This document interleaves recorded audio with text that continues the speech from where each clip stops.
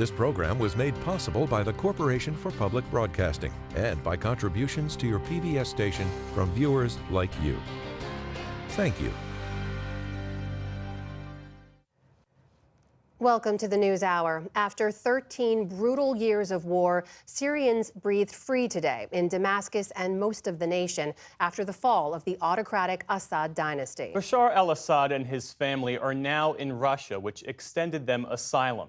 The lightning-fast seizure of the nation by insurgent forces over the last 2 weeks rocked the region and the world. But for many Syrians today, the task after the fall of Assad was to take stock of the catastrophic damage done by over 5 decades of their rule and what the future holds. Nick Schifrin starts our coverage.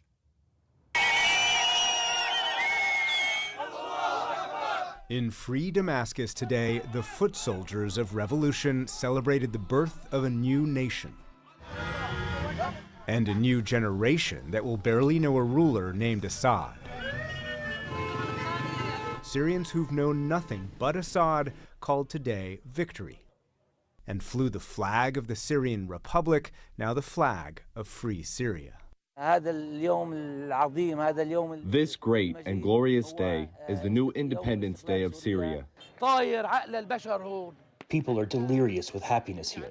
Yesterday was a great day, and we are waiting for the country's children to return home to enjoy it. The country that millions fled, now tens of thousands of cars, tens of thousands of families returning to their homes. Even if those homes no longer stand. Yasser Shadada and her husband haven't seen their destroyed neighborhood since the war began. Now, after 13 years, we are back and the joy is overwhelming. Thanks to Allah, we are home again. For nearly a decade, this was Syria's map. The opposition in green cornered in Idlib province in northwest Syria. The Kurds, backed by the U.S., in yellow in the northeast. The regime and its allies in red, with pockets of desert controlled by the Islamic State in purple. It was redrawn in just 10 days, the opposition sweeping through Aleppo, Hama, and Homs, and seizing Damascus with barely a shot fired. U.S. officials say their top concern, keeping those ISIS pockets frozen. Yesterday, the U.S. launched a large air raid into Syria, bombing 75 different targets described as ISIS meetings and training. Syria's neighbors are worried about instability, and Israeli officials told PBS NewsHour that ground forces in blue entered Syria for the first time in more than 50 years to create what they call a buffer zone in what has been demilitarized territory along the Syrian border. Israel also targeted suspected chemical weapons sites and long-range rockets to prevent them from falling into rebel hands. Yesterday, Israeli Prime Minister Benjamin Netanyahu visited the Golan Heights and took credit for ousting Assad. This is a historic day in the history of the Middle East, a direct result of the blows we inflicted on Iran and Hezbollah, the main supporters of the Assad regime. This created a chain reaction throughout the Middle East of all those who want to be freed from this regime of oppression and tyranny. Oppression was an Assad family affair. Hafez al-Assad and his son Bashar ruled the country for 52 years. He and his wife Asma claimed to be Syria's stylish, modern future. But in 2011, as part of the Arab Spring, pro-democracy protests swept through the country. Assad unleashed a brutal crackdown that triggered civil war and left cities in ruins. Half the country, more than 6 million people, fled their homes, desperately making a dangerous journey by boat because the land was no longer safe. But so many, including 3-year-old Alan Kurdi, never made it, this image becoming the icon of fear and flight from Syria. Those who stayed to fight and whom the regime caught disappeared into Saidnaya, a notorious military prison outside Damascus. Some were tortured so severely, the only word he can say today is Arabic for Aleppo. The prison, the crucible of Assad's cruelty, the bodies that embody Assad's brutality. Now Assad stands no longer. His legacy smashed, his stature diminished. His army retreated, hollowed out by years of corruption and defections, and Assad's previous saviors, Iran and its allied militia Hezbollah, and Russia, unwilling and or unable to save him. Syria's new apparent leader, Ahmed al-Sharaa, better known as Abu Muhammad al-Jolani, met today with the prime minister. Jolani vows a smooth transition and moderate governance to respect minorities. But he and his group, Hayat Tahrir al-Sham, or HTS, are designated by the U.S. as foreign terrorists. Whether they govern for all Syrians, whether this country splinters, is unknown. But for now, these Syrians enjoy a new day of freedom and hope the future brings peace. For the PBS NewsHour, I'm Nick Schifrin. U.S. officials say they are closely monitoring the situation in Syria, where 900 U.S. troops are still stationed, mostly in the country's northeast. John Feiner is the principal deputy national security advisor, and I spoke with him moments ago. John Feiner, welcome back to the NewsHour. President Biden said yesterday that the sudden collapse of the Syrian government under Assad is a fundamental act of justice, but he said it's a moment of risk and uncertainty for the Middle East. What are those risks, and what is the administration doing to mitigate them? Well, Jeff, let's just not lose track of the opportunity side of this before we get to the risks. And the opportunity here for the Syrian people is to have their first experience with a government free of oppression in many generations, after 13 years of just an excruciating, violent civil war. That is the opportunity that presents itself by the fall of Assad. The risk, of course, is that the groups that toppled Assad, some of them have their own checkered history with human rights abuses, with violent extremism, with terrorism. Now, many of those groups are saying that they have changed, that they have reformed. Many of them are saying the right things in the current moment, as the president pointed out yesterday, but we'll be judging those groups by their actions, by how they deal with this new moment of responsibility that's been brought about. And I think the future of the Syrian people is going to depend on the choices that they make. The leader of Syria's rebel offensive, Abu Muhammad al-Jolani, he is said to have evolved from his past as a hardline jihadi extremist. What's the current U.S. assessment of him, and are the terrorist designations of him and his group still warranted? Those designations very much remain in place because those designations are based on actions, not just on words. And so the United States is going to be assessing in real time the choices that these groups make and that their leaders make. Again, we've seen some of the comments made by Jolani and others, some of which we found to be constructive, but it's going to take a lot more than constructive comments to bring about a better future for the Syrian people, a future that includes a government that is inclusive, that's represented by all of the major, that represents all of the major communities that make up Syria's population, and they've got a lot of work to get to that point. The United States will be supportive of that process as it plays out on the side of the Syrian people. On Saturday, as rebels raced toward Damascus, President-elect Donald Trump posted on social media, "This is not our fight. Let it play out. Do not get involved." What is the U.S. interest in Syria, in your view? Well, the U.S. has a number of interests in Syria. First of all, the United States fundamentally believes that the people of Syria deserve a better future than they have had to endure over the course of both the recent civil war and generations of tyrannical rule before that. But fundamentally for the United States, there is still a terrorist threat in Syria. There is an ISIS threat in Syria that the United States has deployed troops to address, and including, by the way, taking strikes just yesterday to continue to suppress that threat, as we have successfully done now across successive U.S. administrations. The United States has partners and allies inside Syria, Kurdish groups that we've worked with over a period of years. The United States has partners and allies on the borders of Syria, Israel and Jordan and Iraq and other countries whose interests we are going to try to work with them to uphold. So the United States has a number of interests that converge in Syria, and we're going to stay engaged. But where we agree with what President Trump said is that does not mean the United States should be deploying militarily to engage in the conflict that ultimately led to the toppling of Assad. I want to note for our viewers that background noise, the construction happening there at the White House. It is, of course, a very busy time at the White House. A follow-up question, though. Has the Biden National Security Team been able to convey those views and coordinate, for that matter, with the incoming Trump team, not just on Syria, but on a range of pressing matters from the Middle East? So on the national security side, we have been able to engage in conversations with the incoming Trump national security team. I won't get into the details of those conversations, and I wouldn't say they go as far as coordination, but we are keeping them informed of these situations as they unfold. Assad and his family have been granted asylum in Moscow, as we understand it. What does accountability for Assad, who was a brutal dictator, autocrat, what does accountability look like right now for him? Well, we certainly believe that Assad should be held accountable for the crimes that he perpetrated against the Syrian people. Certainly there has been, as the president said, a measure of justice delivered already by the sheer fact of his removal from office. Summarily, and the fact that he was forced to get on a plane and fly out of his own country where he has spent his entire life as part of the ruling family. So there is a measure of accountability in that. We'd certainly be supportive of more.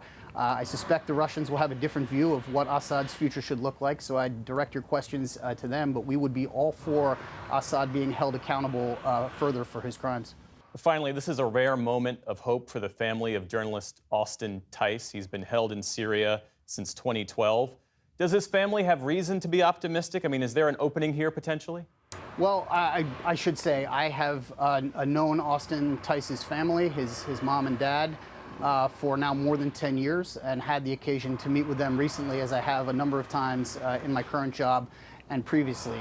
These are good people who have been put through just an extraordinarily terrible set of circumstances, and obviously nobody has suffered more as a result of this than Austin himself, who's now been missing in Syria, held captive in Syria for 12 years. It is our belief, our assessment, that Austin is alive in Syria, and we are going to be doing everything we can to reunite him with his family. Beyond that, we don't have further information to provide at this point, but we are very much seeking information about his whereabouts because he deserves to come home. Jon Finer, Principal Deputy National Security Advisor for the Biden administration. Thanks again for your time this evening. Thank you. For more perspective on the collapse of the Assad regime and the opposition that's coming to power, we turn now to Morhav Joujati. He's a distinguished visiting professor at the U.S. Naval Academy and the former chairman of The Day After. That's a nonprofit organization that's been working toward building democratic institutions in Syria. Morhav, good to see you. Thanks for being here. Thank you. I just want to start with your reaction as we've been watching these scenes unfold in Syria, people cheering in the streets. What has that been like for you to see? I am absolutely elated. I'm elated just as the Syrians inside Syria and the Syrians outside of Syria. This has been a tragic moment for the Syrians for the past 50 to 60 years of martial law, of tyranny, of imprisonment, enslavement, torture. This has been really a murderous regime that is corrupt and that has put Syrians through a lot. And so 60 years later, imagine, suddenly we are free. The Syrians are free. So it's a moment of total elation. Also a moment of great uncertainty because we don't yet know what comes next. When you look at the promises made by this leader of HTS, al-Jolani, what do you make of his pledge to build a pluralistic, tolerant society? I don't simply go by his pledge. I go by the history of Hayat Tahrir al-Sham, the organization that he dominates in the province of Idlib, where they have now an experience in governance, where he has allayed the fears of minorities, where he has not imposed hijab and so on women. So I go by these things in addition to the fact that very recently he has communicated with the elders of the Alawites, the sectarian minority. That had previously backed the Assad regime. That backed the Assad regime. And they are on board with him, and this is extremely significant. Recently, he has nominated the Cardinal of Aleppo to be mayor of Aleppo, and the Cardinal declined because he doesn't want to be in a political position.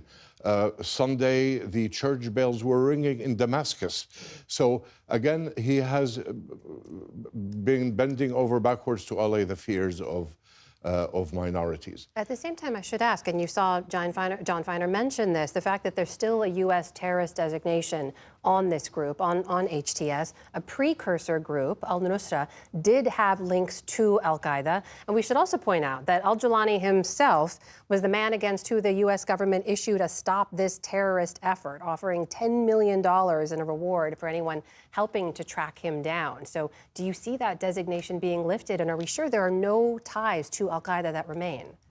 All these accusations are very true. However, Jawlani did break away from al-Qaeda. He even fought al-Qaeda and he fought ISIS. And this is not only words, but there is evidence of this. So this designation of terrorism is in the past. Obviously, we should trust and verify.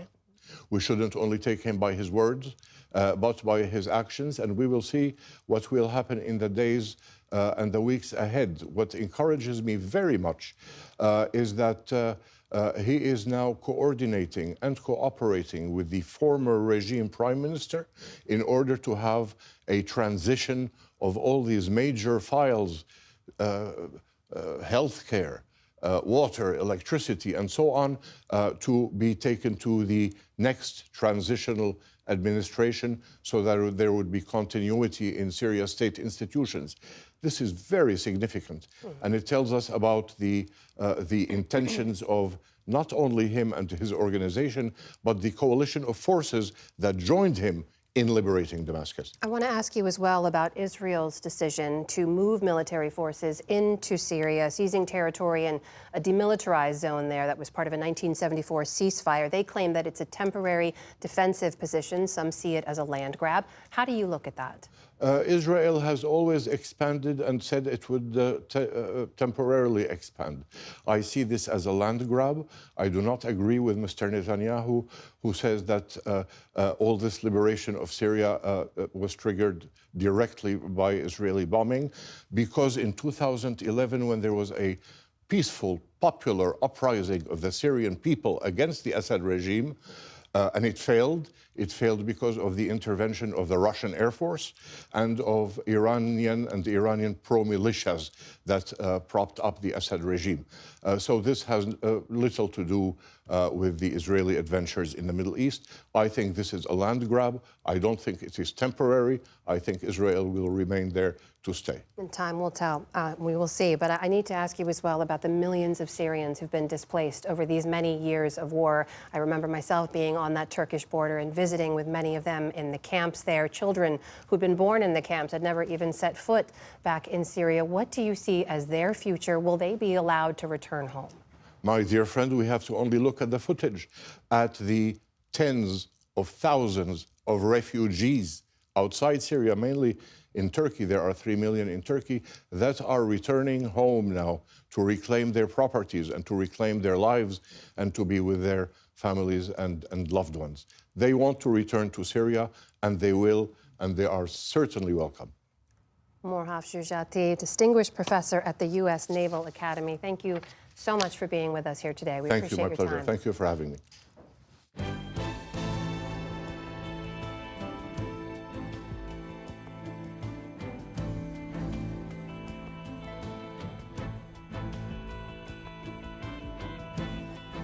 Now to our other major story. Police say they have detained a man they're calling a strong person of interest in the murder of the CEO of the nation's largest health insurer, who was shot in New York City last week, leading to a nearly week-long manhunt that widened beyond the city's limits.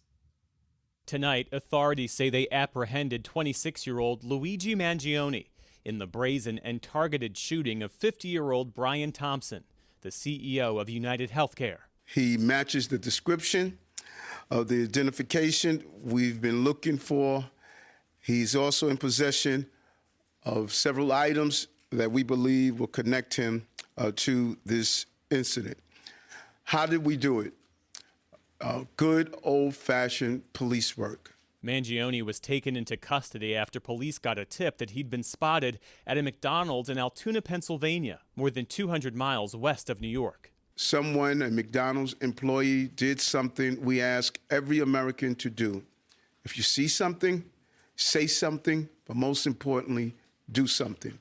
And they did.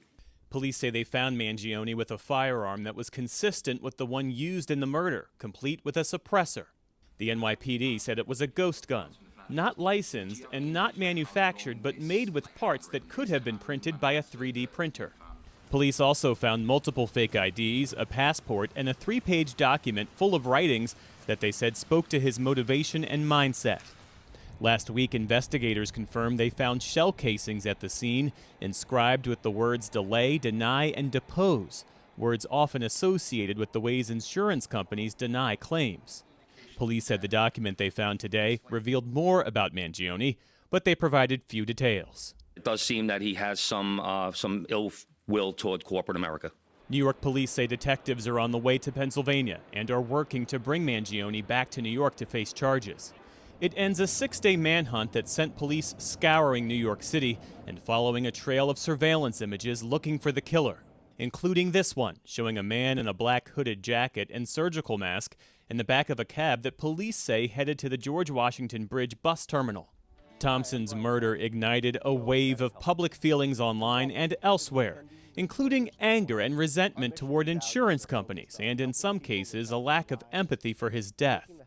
Following Thompson's killing, United Healthcare reinforced their headquarters in Minnesota with new fencing and a heightened police presence.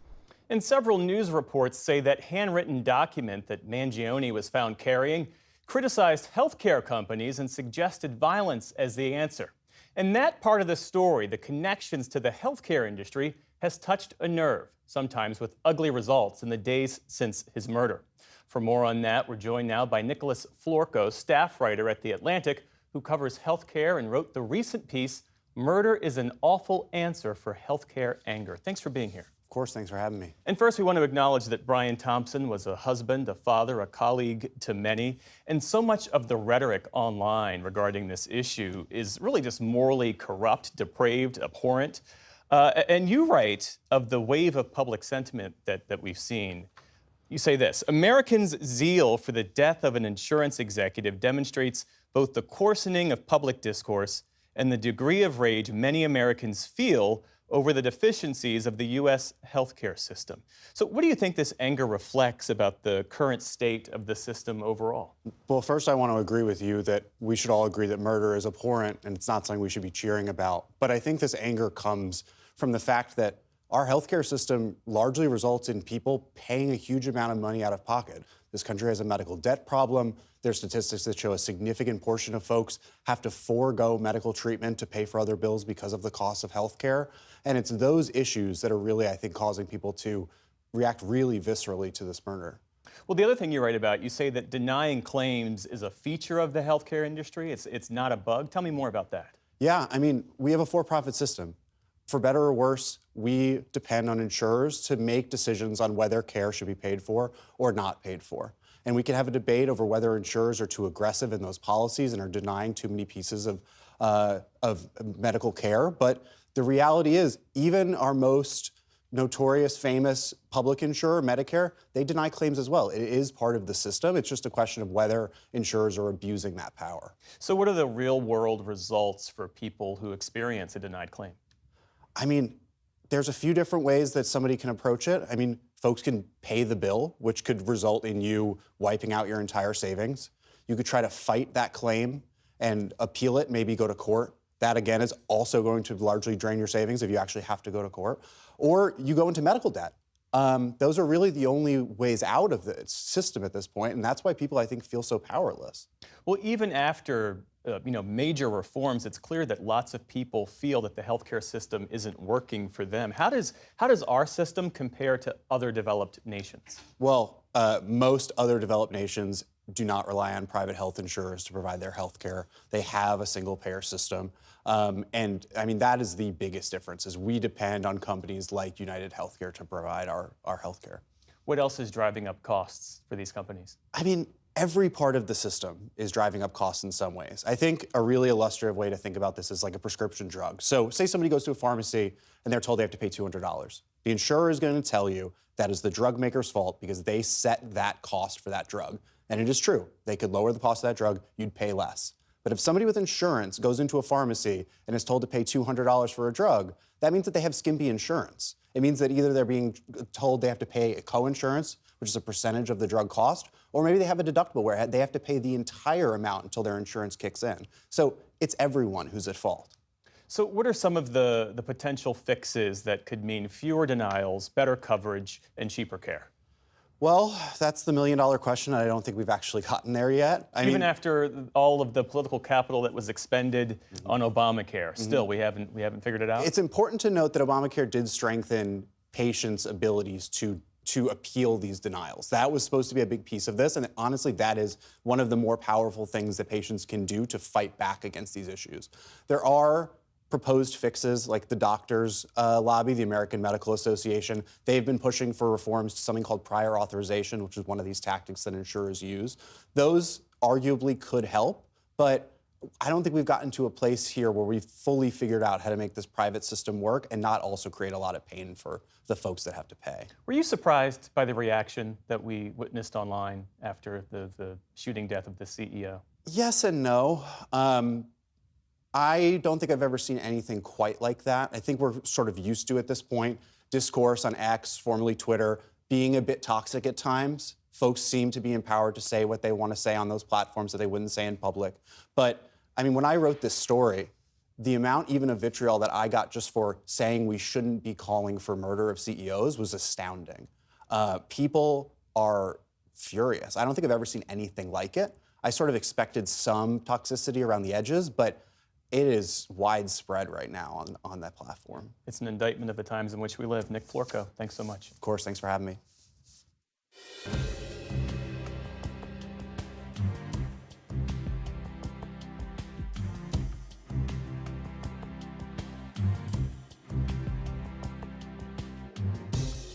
I'm Stephanie Tsai with NewsHour West. We have an update in the killing of that health insurance executive in New York.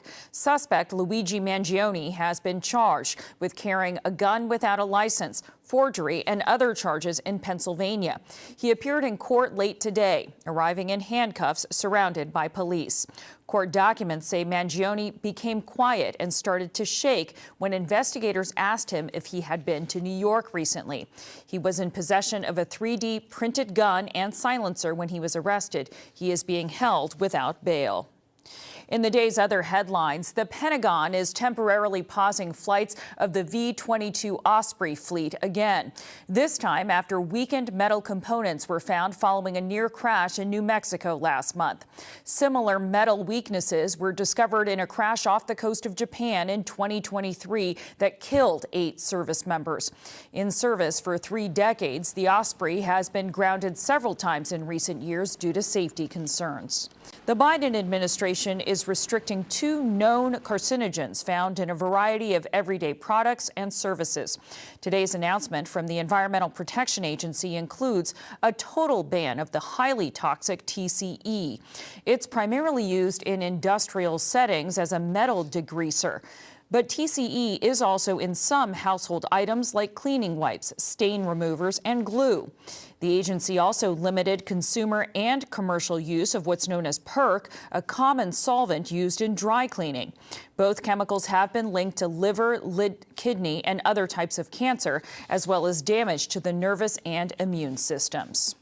More than 3/4 of the land on Earth got drier in recent decades. That's according to a new report released at a UN summit in Saudi Arabia, where nations are working to address the loss of once fertile land. The UN calls the shift an existential crisis, which will mean more drought and less land that can grow food and sustain plant and animal life. The report finds that some 5 billion people will be impacted by drying land by the end of the century.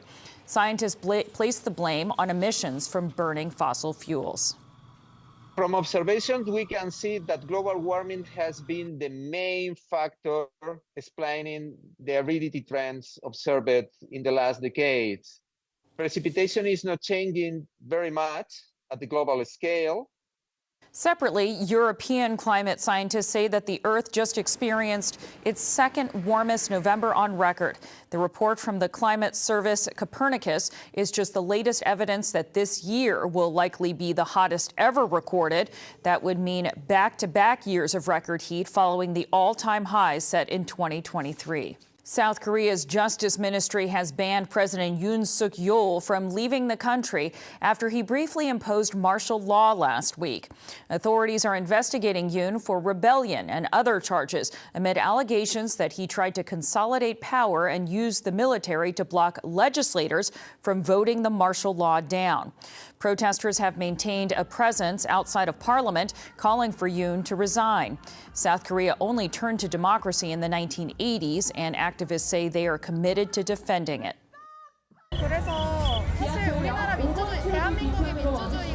I am well aware democracy in South Korea was not achieved easily. Our history says so, and it is something that our parents devoted their tears and blood to achieve. I am here today because I cannot sit idly by while watching it crumble. Yoon survived an impeachment vote on Saturday after his allies boycotted the proceedings. Merriam-Webster has selected polarization as its word of the year. It refers to a very specific type of division. In the current landscape, polarization has become nearly synonymous with political discord. The dictionary itself defines it as a state in which the opinions, beliefs, or interests of a group or society no longer range along a continuum, but become concentrated at opposing extremes. The word was first used in 1812 in the Journal of Natural Philosophy. The sports world is buzzing after news that Yankees outfielder Juan Soto has agreed to a record contract with crosstown rivals, the New York Mets. The deal is reported to be worth $765 million over 15 years. That would work out to more than $1 million per home run if he's able to keep up his 2024 output for that whole time. Soto's deal tops the previous record held by Shohei Ohtani, who signed with the LA Dodgers last December for $700 million over 10 years. Soto is a four-time All-Star who hit 41 home runs this year as he helped the Yankees reach the World Series. And it's the end of an era for Taylor Swift's two-year blockbuster tour. The pop megastar wrapped up her record-breaking Eras tour with a final show in Vancouver this weekend. In total, Swift performed 149 shows in over 50 cities across 5 continents. More than 10 million people saw her perform. That's roughly the population of Sweden. Along the way, she raked in a record $2.2 billion in ticket sales. And in a touch of class, behind all that cash, it's been reported that Swift gave nearly $200 million in bonuses to her tour team. That includes truck drivers, caterers, security personnel, and her dancers, among many others. Still to come on the NewsHour, a Marine veteran who put a homeless man in a fatal chokehold on the New York City subway is acquitted. And an East Los Angeles arts program works to give recovering addicts and former gang members a new life. This is the PBS NewsHour from the David M. Rubenstein studio at WETA in Washington, and in the West from the Walter Cronkite School of Journalism at Arizona State University. Over the weekend, President-elect Donald Trump sat down for his first formal interview since winning a second term in the White House. Trump spoke to Meet the Press about his plans for his new administration, doubling down on campaign promises around mass deportations, threatening political rivals, and praising January 6th insurrectionists. Laura Barone-Lopez has been following all this and joins us now. Good to see you. Good to be here. So he has made clear that he plans to implement mass deportations early in his next administration. What did he say about that and other plans for immigration? So when it comes to mass deportation, Amna, the president-elect said that he would deport entire families. I don't want to be breaking up families, so the only way you don't break up the family is you keep them together and you have to send them all back. Even kids who are here legally? Well, what you going to do if they want to stay with the father? Look, we have to have rules and regulations. According to Pew Research, Amna, that action could impact an estimated 4.4 million U.S. born children under 18 who live with an unauthorized immigrant parent. Now, Trump also said that he wants to end the 156-year-old right under the 14th Amendment to birthright citizenship. Can you get around the 14th Amendment with an executive action? We're going to have to get a change. We'll maybe have to go back to the people, but we have to end it. We're the only country that has it. Now, it's false, Amna, that the U.S. is the only country that has birthright citizenship. Some 36 countries have it as well, including Canada and Mexico. But how would he do this? Trump has said during the campaign trail and during statements that he could go around Congress with an executive action directing agencies to require that at least one parent be a U.S. citizen or a lawful permanent resident for a future child to be able to get automatic citizenship. He would also direct agencies to stop issuing passports and Social Security to people born in the U.S. Many constitutional scholars, though, have said that this would require a constitutional amendment through Congress, and that's the only way this could change. Of course, if he tries to take an executive action, he would face lawsuits, which could then lead to the Supreme Court. Lastly, I'm going to just very quickly, Trump also said that he would allow dreamers, those children who were brought here illegally as minors, to stay in the U.S., but during his first term, he tried to eliminate that program, and the Supreme Court stopped him. He's also previously said that he would pardon the January 6 rioters, those who violently stormed the Capitol back in 2021. What did he say about how quickly he would move on this, and also anything on prosecuting his political rivals, which he's mentioned before? The president-elect said that on day one, he would be looking to pardon these January 6 rioters, saying that he would act quickly, Amna. And he also accused lawmakers who worked on that House January 6 committee that investigated the insurrection. He said that he thinks that they should be thrown in jail, and he accused them of committing crimes. Cheney was behind it, and so was Benny Thompson and everybody on that committee. For what they did, honestly, they should go to jail. So you think Liz Cheney should go to jail? For what they did. Everyone on the committee, you think? I think everybody anybody that voted in favor. Are you going to direct your FBI director and your attorney general to send them to jail? No, not at all. I think that they'll have to look at that, but I'm not going to. I'm going to focus on drill, baby, drill. President-elect Trump said that he would leave it up to his Attorney General nominee, Pam Bondi, as well as his FBI Director nominee, Kash Patel, to ultimately decide if they want to investigate the people that he was talking about there, or if they want to investigate President Biden or others. But those nominees have made clear, Amna, that they want to investigate the investigators and go after anyone they consider an enemy of the president-elect. They covered a lot of topics in this interview. What else stood out to you? The president-elect was asked about medication abortion and whether or not he would restrict it. At first, he said no. And then when pressed on if he would fully commit to not restricting it, he said, quote, things change. Also, his comments on tariffs, Amna, he talking about the broad tariffs that he wants to implement on goods being imported from other countries. He said that he cannot guarantee that Americans will pay more. Laura, we've talked before. A lot of news organizations have reported on the challenges of interviewing President-elect Trump because of the frequency and the volume of many of the lies he puts forward. It's well documented during the campaign season as well. How did NBC handle it in this interview? So NBC initially put out an edited interview that added some context. They also released a transcript, and then they ultimately released the entire full unedited interview. But during the interview itself, Amna, there was very little to no fact-checking, very little to no pushback in real time as Donald Trump was repeating falsehoods that he made during the campaign trail, as well as outright lies. Well, Laura, while we have you, I want to ask you about things on the transition front in the incoming Trump administration. His embattled pick for defense secretary, Pete Hegseth, was back on Capitol Hill meeting with senators. What do we know about that? Pete Hegseth met with Republican Senator Joni Ernst of Iowa. She's a veteran. She also sits on the Senate Armed Services Committee. She is a key vote here, Amna, and she said in a statement today that Hegseth, that she is going to work with Hegseth during this process and that she believes he should have a, quote, fair hearing based on truth, not anonymous sources, referring there to the sexual assault allegation that Hegseth faced in 2017, as well as the multiple reports that detail intoxication across his jobs.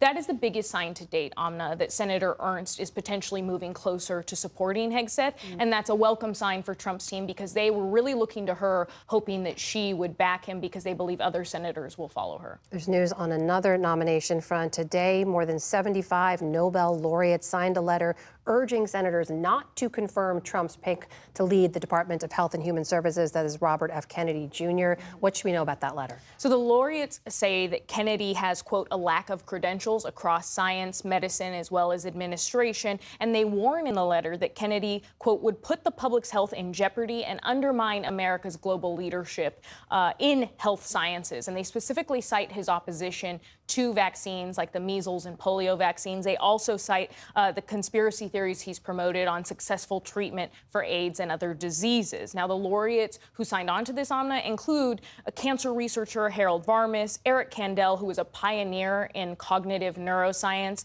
as well as Carol Greidner, a famous molecular biologist. All right, that is our White House correspondent, Laura Barone Lopez, covering it all. Thank you so much, Laura. Thank you.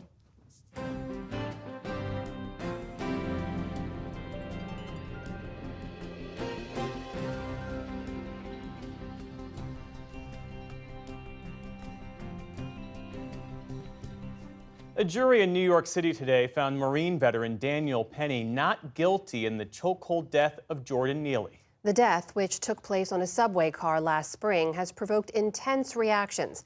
Some are painting Penny as a savior who protected people. Others see him as a reckless vigilante who went too far. Stephanie Sy has the details on the verdict and the case. Jordan Neely was a homeless man who struggled with mental illness. On the day he died, he entered a crowded subway car yelling that he was hungry, thirsty, and ready to die or go to jail. That's when another passenger, Daniel Penny, took him to the ground in a chokehold that lasted for almost 6 minutes. When Penny let go, Neely was unresponsive. He was later pronounced dead at a hospital. The verdict brings an end to a closely watched trial that touched on questions around public safety, mental health, race, and homelessness. Neely's father spoke moments after the decision. I just want to say I miss my son. My son didn't have to go through this. I didn't have to go through this either. It hurts. Really, really hurts. What are we going to do, people? What's going to happen to us now? I had enough of this. The system is rigged. Penny did not speak afterward, but his lawyer later said that he, quote, finally got the justice he deserved. Joining me to discuss the case is Samantha Max, public safety reporter for New York public radio station WNYC. And Samantha, you have been covering this trial. Thank you so much for joining us now. Going into this, we knew that New York City's medical examiner had ruled that Penny's 6-minute chokehold on Neely caused his death. Help us understand how the jury could have arrived at this acquittal. So Penny was charged with 2 crimes, manslaughter and criminally negligent homicide. He couldn't have been, in any case, convicted of both. They kind of spoke to different mindsets, but basically the prosecution had to prove that Penny not only directly caused Neely's death, but also that he knew or should have known that he could have been putting Neely's life in danger and that he wasn't justified in his actions. So ultimately, at least one of those factors, the jury felt enough doubt that they decided they could not find him guilty of those charges. Daniel Penny's defense was that he was protecting himself and other riders, and both sides actually agreed, I understand, that he didn't intend to kill Neely. The jurors were all regular subway riders, where safety, of course, is never far from mind. How did that factor into the trial? The subway really was central to this whole case. During jury selection, everyone was asked how often they ride the subway, so the people who were deciding this verdict were also regular subway riders. And throughout the trial, we heard from many different people who were on the subway that day, many who had been riding the subway for years or even decades, often, many, many times a week. And they were saying that they had witnessed outbursts before, but that there was something that was different about this one. There were several people who were really genuinely afraid and who said that they were relieved when Penny held Neely in a chokehold. And then there were others who, especially those who, once the train pulled into the station and watched Penny continue to hold Neely for about 6 minutes, that they felt uncomfortable with how long he was holding on. And those were the people who tried to intervene unsuccessfully. Penny is a former Marine who happens to be white. Neely was a homeless Black man with a history of mental health hospitalization and a traumatic childhood. Samantha, how did the histories and identities of these two men add to the weightiness of this trial and the ways in which it was politicized nationally?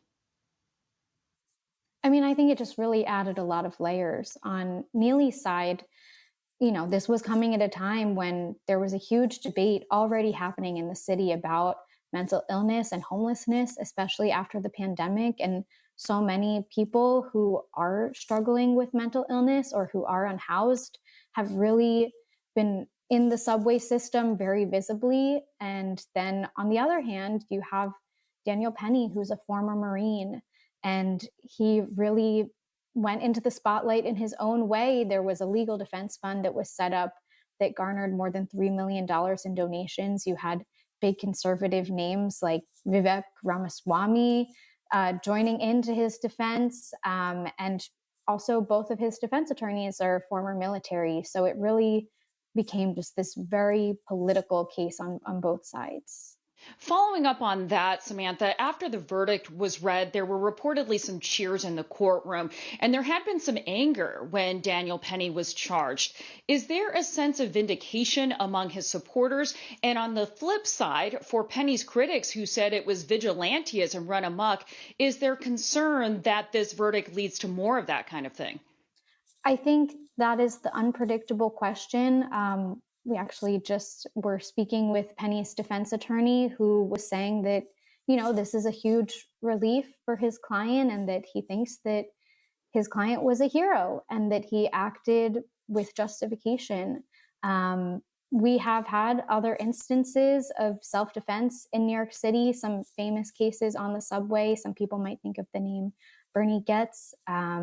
There was also, shortly after Jordan Neely was killed, there was another person who was involved in an incident and stabbed someone to death on the subway and was not charged because pretty quickly prosecutors felt that he was justified. So, you know, I think if these things come up in the future, prosecutors will always be evaluating on a case-by-case basis. But I do think it sends a message to people who were perhaps concerned about, you know, what could happen when you step in, that perhaps this will make them feel more empowered to do so, for better or for worse. Samantha Max with WNYC, thank you so much for your reporting and for joining us. Thank you.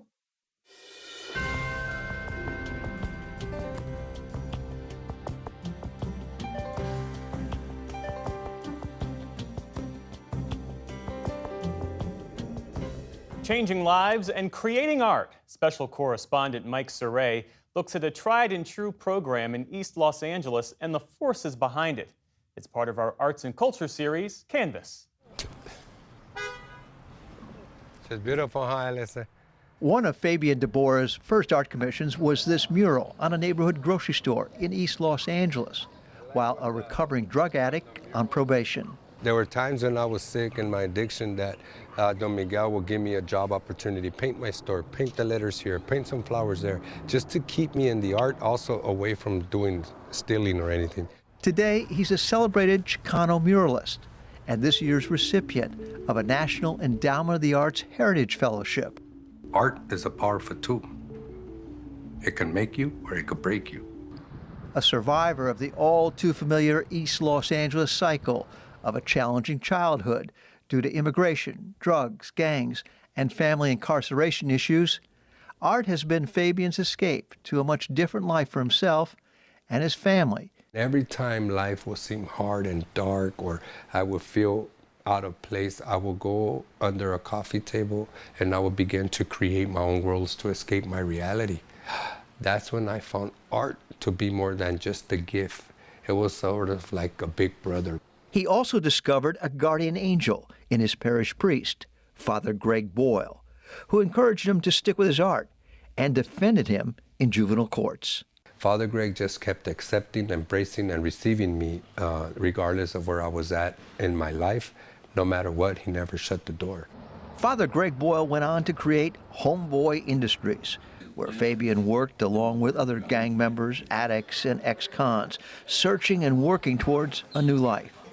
Starting with an industrial bakery and retraining program, a popular cafe that expanded to one at the Los Angeles International Airport, and a free tattoo removal service.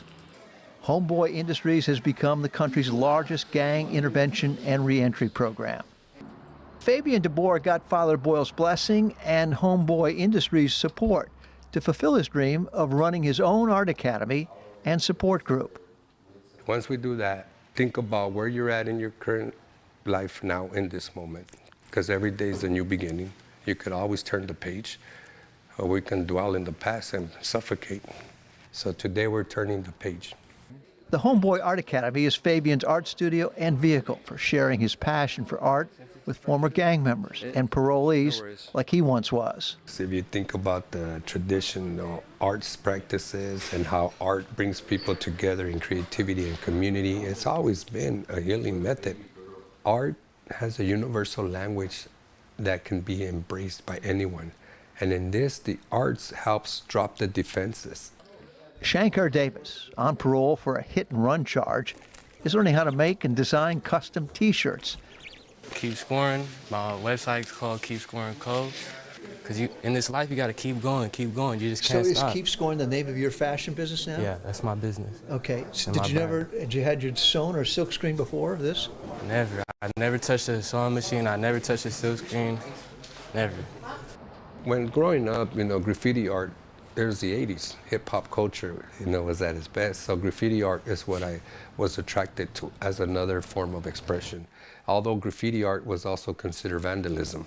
Father Boyle helped make Fabian's graffiti art street legal by setting him up with an internship with Los Angeles' premier street muralist. The Getty Museum included Fabian's work in their Black Book exhibit of graffiti artists called The Book of Friends. Chicano art is not just a movement, but it's also a form of activism. And Chicano art allows us to convey messaging and amplify the voices of our people. And we don't come with restrictions when it comes to Chicano art. We don't fall for what is art and what isn't art. We paint, create, and amplify the voice of our people. And that is the beauty of Chicanismo, of Chicano art. So growing up in East Los Angeles, you didn't have any formal training. You had no reference for the Baroque Renaissance art. To me, it's important to utilize those themes, in the Baroque Renaissance style, because they are elegant, they're glorious, these paintings, but yet the people can relate to it. His latest exhibition featured his interpretations of the 16th century Italian painter Caravaggio, known for his intense and often violent realism. The way I relate to Caravaggio is because of his lived experience and my lived experience. There's a lot of commonalities there, being oppressed and suppressed for the person that he has become. He was considered a thug. That's me. So then how do I take Caravaggio imagery or storylines and reground them and connect them back to my community? And maybe next I challenge Michelangelo. That's just the way I'm thinking right now. Why not? Why not? And that's my next move. And if I have all the Sistine Chapel books and Michelangelo books there, already doing my research. So you're ready to take the Sistine Chapel, bring it to East Los Angeles? You'd be surprised, and I hope that you come to see the outcome of this body of work. Walking the talk is still very much the Homeboy way, and Fabian DeBoer's art keeps him climbing for the sky. For the PBS NewsHour, I'm Mike Saray in East Los Angeles.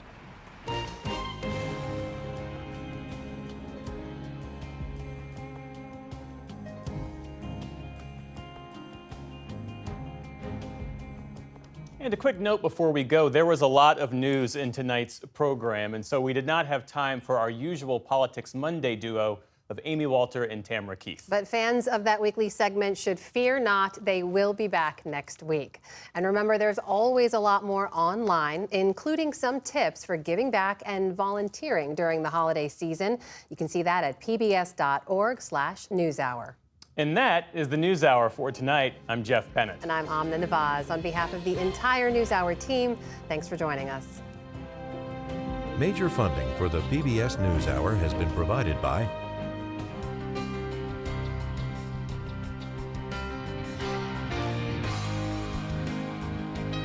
Supported by the John D. and Catherine T. MacArthur Foundation, committed to building a more just, verdant, and peaceful world.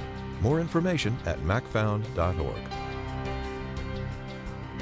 And with the ongoing support of these institutions.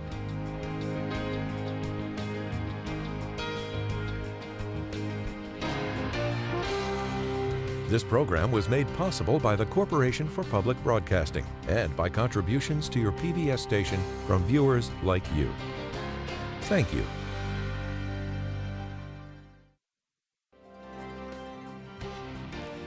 This is PBS NewsHour West from the David M. Rubenstein Studio at WETA in Washington and from our bureau at the Walter Cronkite School of Journalism at Arizona State University.